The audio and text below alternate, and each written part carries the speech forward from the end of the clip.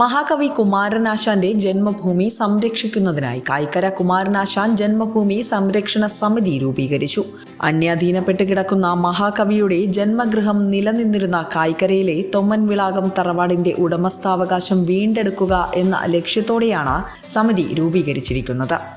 അശോകൻ കായിക്കരയുടെ അധ്യക്ഷതയിൽ ചേർന്ന യോഗത്തിൽ സാംസ്കാരിക സാമൂഹ്യ മേഖലകളിലെ നിരവധി പ്രമുഖർ പങ്കെടുത്തു. സമിതിയുടെ ചെയർമാനായി ബ്ലോക്ക് പഞ്ചായത്ത് അംഗം വക്കം ജി അജിത്തിനെയും ജനറൽ കൺവീനറായി നാടകകൃത്ത കടക്കാവൂർ അജയ് ബോസിനെയും തിരഞ്ഞെടുത്തു. വർക്കിംഗ് ചെയർമാൻമാരായി അശോകൻ കായിക്കര, ഷിബു കടക്കാവൂർ എന്നിവരും വൈസ് ചെയർമാനായി പെരുങ്കുഴി ശ്രീകുമാർ, അജി SRM, ഗോകുൽദാസ് എന്നിവരും പ്രവർത്തിക്കും. വർക്കല ഗോപാലകൃഷ്ണൻ, SR രജികുമാർ, വഴയില ഉണ്ണി എന്നിവരാണ് സമിതിയുടെ രക്ഷാധികാരികൾ.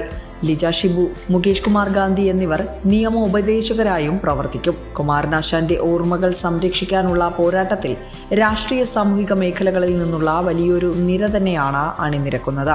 വിസ്മയ ന്യൂസ്, ചിറയൻകീഴ്.